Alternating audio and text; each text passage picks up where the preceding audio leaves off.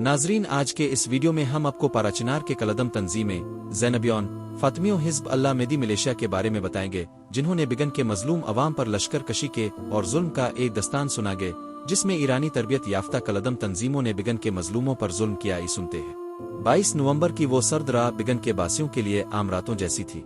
बच्चे खेलकूद के बाद थक कर माँ की आगोश में सो चुके थे, बूढ़े शब के साए में दुआओं में मसरूफ थे और बाजार के दुकानदार अगले दिन की रोजी रोटी के ख्वाब आंखों में बसाए नींद की वादी में जा चुके थे। मगर किसी को मालूम ना था कि ये रात उनकी जिंदगी की सबसे खौफनाक रात बनने वाली है। आधी रात के करीब अचानक आसमान गोलियों की तड़तड़ाहट से लरज उठा।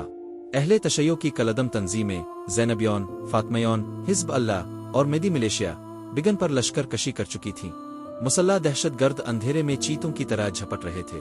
घरों के दरवाजे तोड़े जा रहे थे, मासूम बच्चों और बूढ़ों को बेदर्दी से मारा जा रहा था।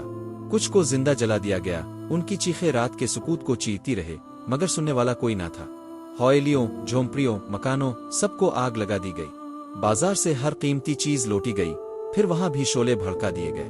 जो कल तक रिज़्क़ का जरिया था, आज सिर्फ जली हुई राख में तब्दील हो चुका था। मगर जुल्म यहीं खत्म नहीं हुआ। मस्जिदों को भी शहीद कर दिया गया, उनके मीनार जमीन बोस कर दिए गए और सबसे बढ़कर कुरान मजीद की बेहुरमती की गई। मुकद्दस औराक को रौंद दिया गया, जला दिया गया और ईमान वालों के दिलों पर वो जख्म लगा गया जो शायद कभी ना भर सके। सुबह की रोशनी बिगन के लिए क़यामत का मंजर लेकर आई। हर तरफ जलते मकानात, तबाह हाल बाजार और अपनों की लाशों पर बैन करती माएँ नजर आ रही थी। जो जिंदा बच गए वो बेयार और मददगार खिले आसमान तले पड़े थे। हुकूमत की बेहिस्सी इस अलमिये को और गहरा कर रही थी।